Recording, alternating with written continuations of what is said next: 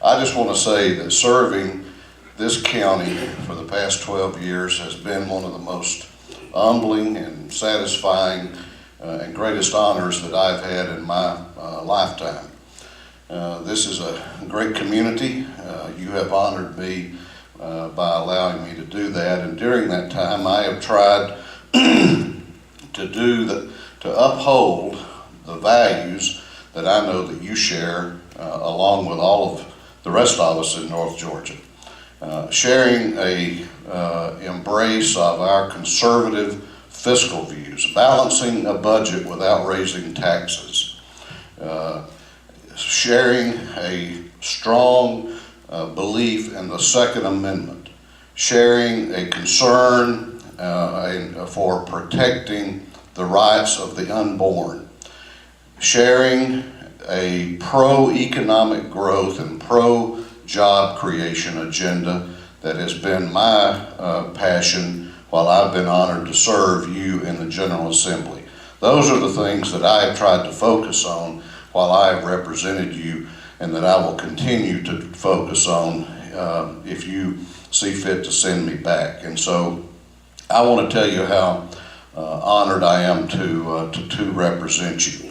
I hope that you see fit to do that. I've been elected Speaker of the House for 3 times by my colleagues. I don't view that as an honor for me. I view that as an honor for this beautiful part of Georgia, and I try to uphold the things that we all cherish here every day that I go to work. I don't try to bring Atlanta back up here. I try to bring the values that we hold dear, and I try to take those to Atlanta.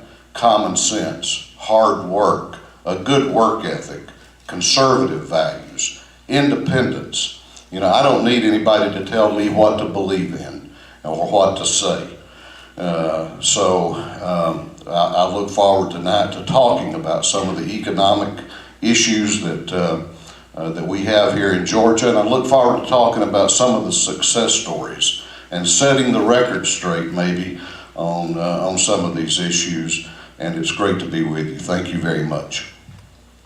Had to make a few notes, and many of you may not know me. I'm Sam Snyder. I've been a teacher for 28 years, 28 and a half years, 23 years at Gilmer High School, anywhere from K through 12, and I've enjoyed it. My wife has joined me, Carla. She's from Fannin County. She's a physical therapist. My son David's here. He's in about to begin his 2nd year of his doctorate in physical therapy. I have another son, Joshua, who coaches math or teaches math and coaches wrestling at Fannin High School. And my daughter-in-law, Caitlin, has supplied us with a beautiful grandson, Luke, and we got a granddaughter on the way. So you know a little bit about me. I think it's important because when you know that a person cares a great deal about his family, you can look at the fruit of the tree and you can tell a lot about them. And I personally am very proud of my children, proud of my parents, proud of the way we've been raised, and some of the same things that Mr. Ralston mentioned concerning hard work and discipline, I think are vital. Now, moving on from that, you want to know more than that about me. What do I think, and why would I get in this race? I feel like representation is extremely important. I feel like representing my county, Fannin County, and Dawson County with whatever the people that I work with and live with is of utmost importance. And for me, I think I can do that because I continue to live there, I work there, and I know a lot of people, and I get to hear from them as I go door to door about what's important to them. I'm not so sure that the same principles are still represented at the State House. It is my opinion that we are no longer represented at the same level that we might have been earlier on. The second thing that I have in my mind to bring to y'all is, of course, pro-life. And I am thankful, very thankful, that Georgia Right to Life has endorsed me, because I think it's from conception to natural death. And if you're pro-life, you should fight for it. Third of all, I think local control. Local control of our schools, local control of our government is more important than a bureaucracy setting down common core objectives or a bureaucracy telling us how to run our insurance.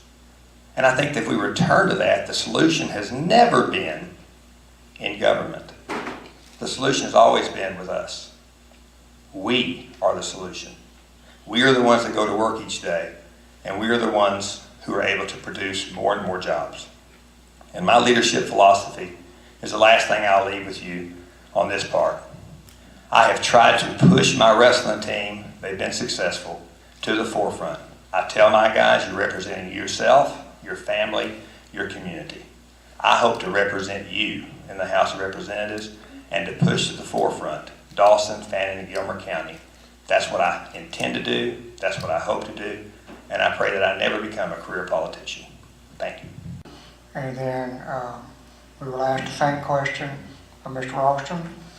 The question is state funding of large-scale economic development projects, such as the Savannah Harbor project, beneficial to the citizens of North Georgia? Why or why not?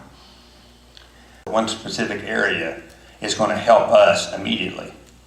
I think that providing an infrastructure, like in our county in Gilmer, which I would know more about, if you continue to improve the infrastructure with water and sewer, making sure that the facilities there are conducive for business, you will help the entire economy.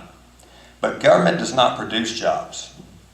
Government will sometimes harm jobs or limit them with too many restrictions or too many regulations.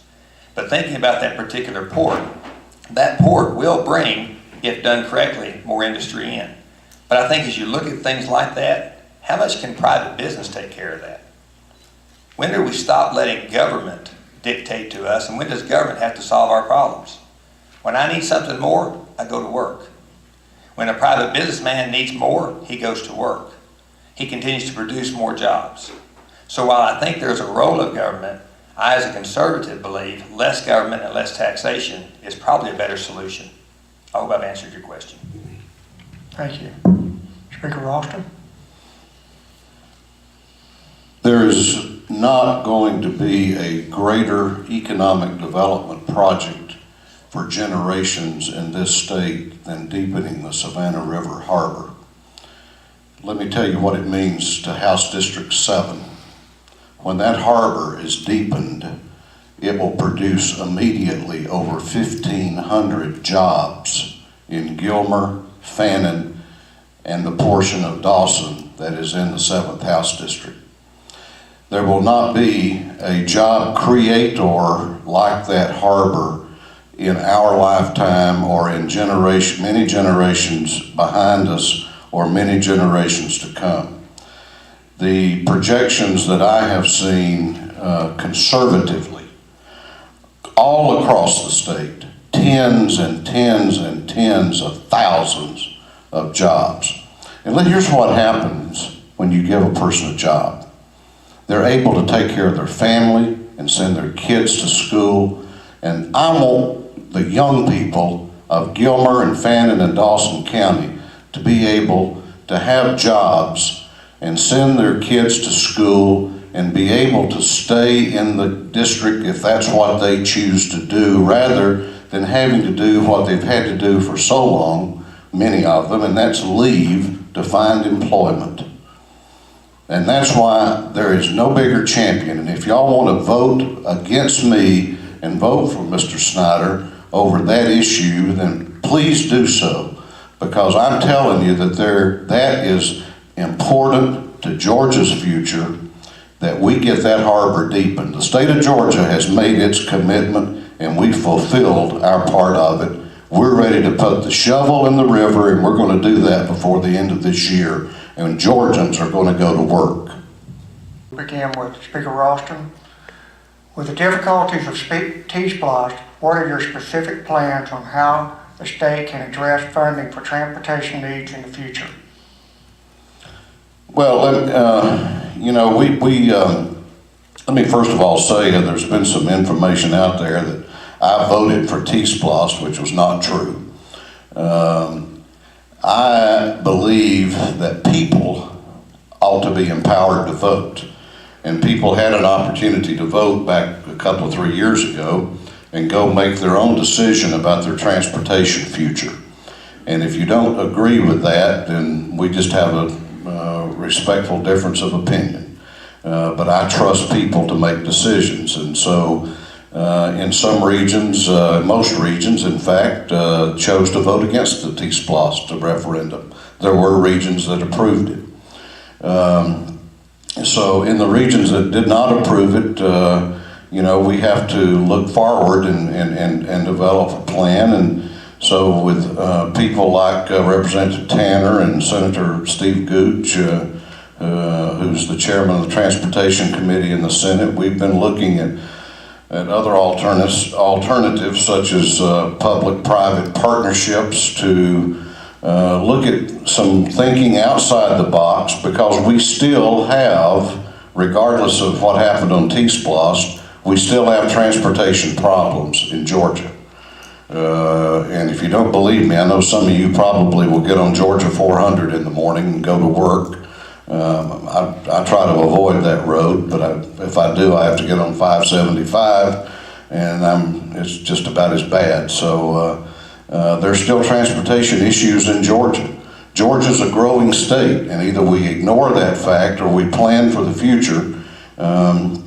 And I think public-private partnerships are one of the ways that we look at that, and I think that may be one of the more promising ways that we can tackle that. But we have to plan that as part of our infrastructure future. I mean, it's inescapable.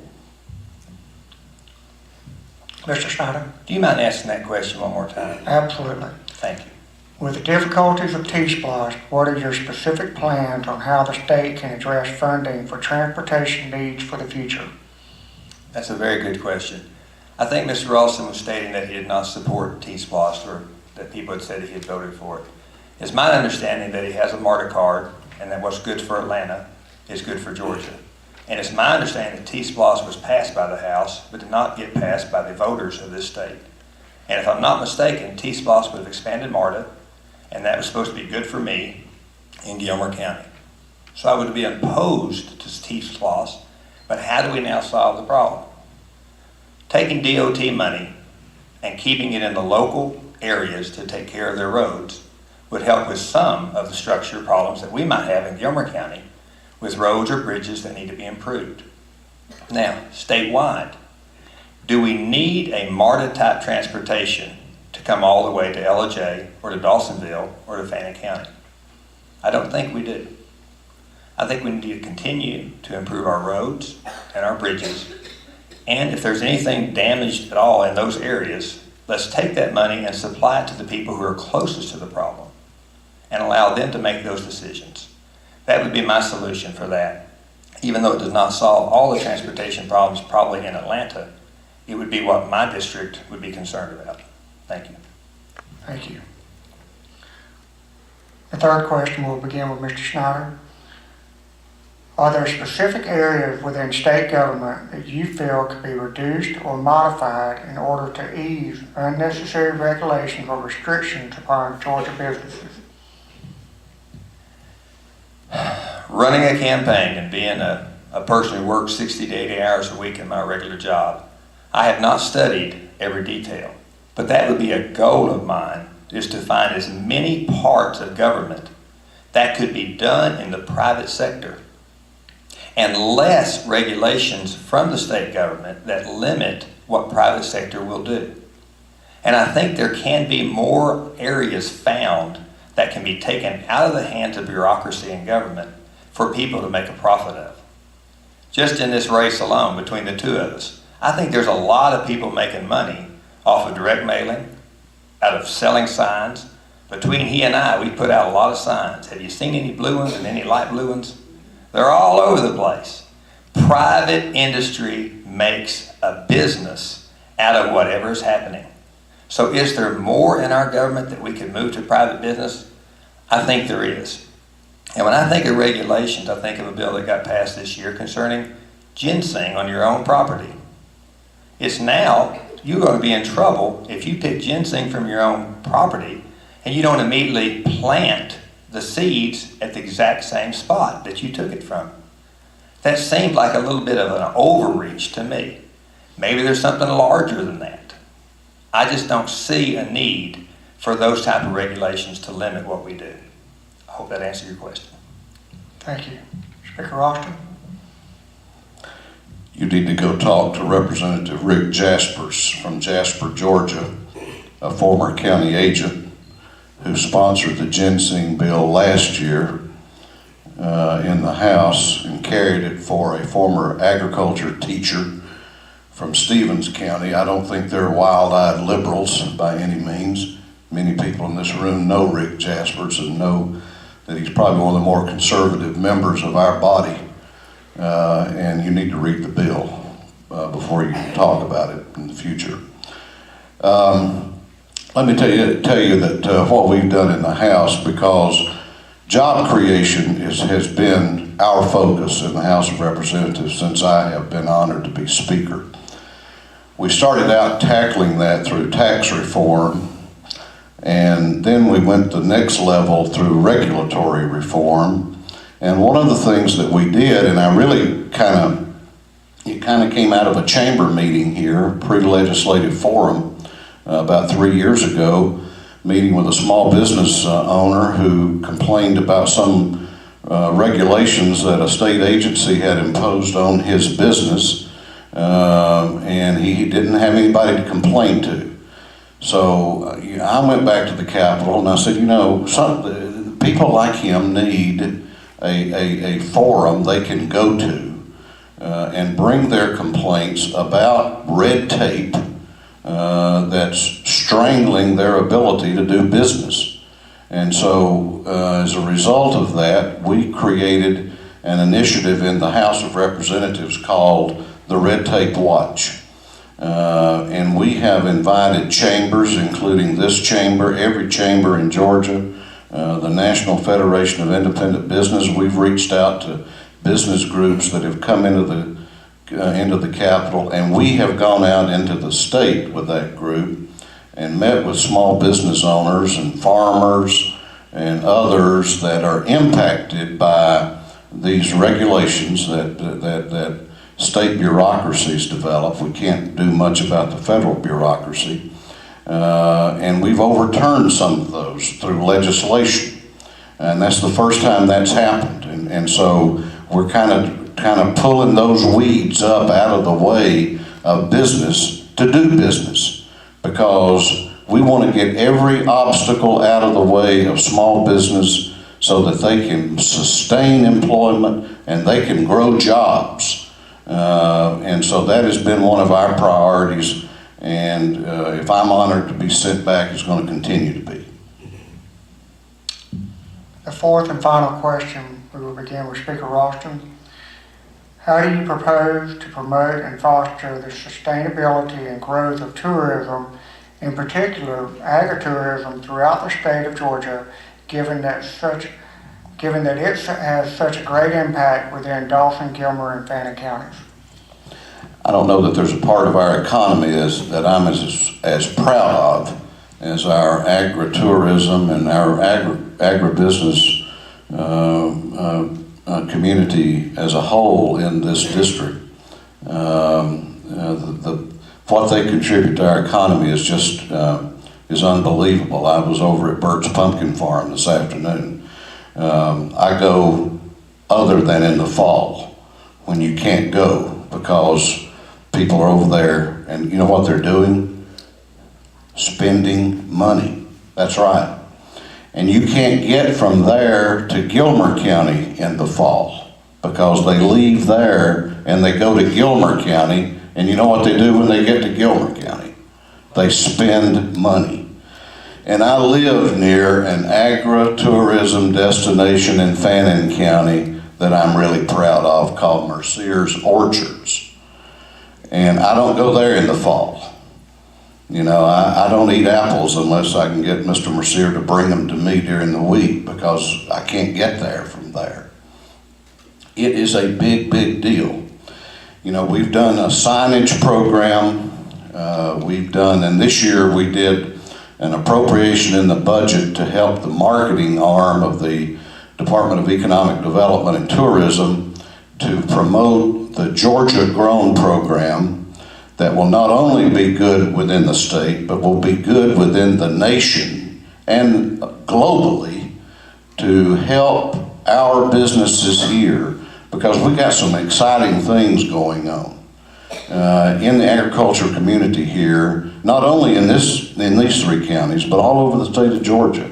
I have a friend in Lakeland, Georgia, who's producing olive oil here in Georgia, and it's quality. So that's just one of the things that we're doing, and so we've done things legislatively and through the appropriations process that I think are great investments, great jobs, doing great things for our economy, and I am always glad we bring these people down to the Capitol and try to promote them, you know, the apple industry and the farmers, because they are the lifeblood of our economy. Agriculture has been and still is the #1 sector of our economy here in Georgia. Mr. Schneider? Thank you. The things that he said is very, very true. And if you're not proud of a row of apple houses and different places in Gilmer County with apple houses, if you're not proud of Bert's Pumpkin Farm, you don't appreciate private business. It's amazing when people have time and money and energy and resources, what they can do for their own economy. We had the Apple Festival 2 weekends. I figure there's 40,000 people come to that thing over 2 weekends. Our athletic department decided to start parking cars. We made money by serving the community and parking cars. Private industry helped in all aspects of our counties, all 3 counties that we're representing. And it should continue. Private business. That's a great idea, isn't it? Let's continue to work towards that. Now, government did not produce Bert's Pumpkin Farm. Government did not produce the apple houses. Government can stay out of the way and allow those private businesses to continue to do a great job. And in the House and in any form of government, as we continue to support and not limit, we will continue to see private industry continue to do great things. There are states in this country, I think of Wisconsin, that's continuously reduced the state income tax, and they've had an incredible inflow of their economy. That's my thought about agriculture, business, and tourism throughout. We have to protect some of the things that we have. We have a beautiful river going through LJ. We have beautiful mountains. We've even got mountain biking beginning up at our high school. There's a group going to come and help kids understand about mountain biking. Thank you. We'll now have our closing statement. We'll begin with Mr. Schneider. You'll have 2 minutes for your closing statement. I get to stand back up. I'd much rather stand than sit down. There's a few claims I want to mention. I know that Mr. Ralston is Speaker of the House, and that's a big deal. And I respect him for that. It's an honor for him to be put in that position. The question I ask people throughout the counties that I go door to door, what does that mean for you? What does that mean for your county? And they don't have a lot of things they can write down. I think it may mean something to him, and I think it's something to be proud of. But I want more than just being proud of something. Our unemployment rate in our counties are higher than the state. I don't think it should be that way. Surely there's a little bit more that could be done. He said that there's thousands of new jobs in our area. The mailer before the last one that just came out, thousands of new jobs that's been produced by him being Speaker of the House. I have not seen those thousands of jobs in my community. Balance the state budget. I'm glad that he did. It's the law. You have to balance the state budget. I'm glad that occurred. $1 billion in new funding for public schools. $1 billion. Nathan Deal said I guess it was a month or so ago, they found $500 million and they gave it to education. You find $500 million? If we needed $500 million in education, it should have already been budgeted. It is my desire to represent you. It's my desire to be like the founding fathers intended. I'm going to go to work. I'm going to leave my job and go represent. I'm going to come back and go to work. I don't want to make a career out of it. I don't want to be a career politician. I just want to represent what these counties stand for. Thank you for your time. Thank you. Speaker Ralston. thank y'all again for being here. I don't know, my opponent said something, I guess this being speaker had meant something to me. Sometimes I wonder what it means is in this race is that I get kind of attacked many times a day from people outside the district that are unhappy with something that I do. But that's okay. And I understand that, you know, they want to come up here and tell you that how bad I am, and that's okay too if they spend money when they're up here.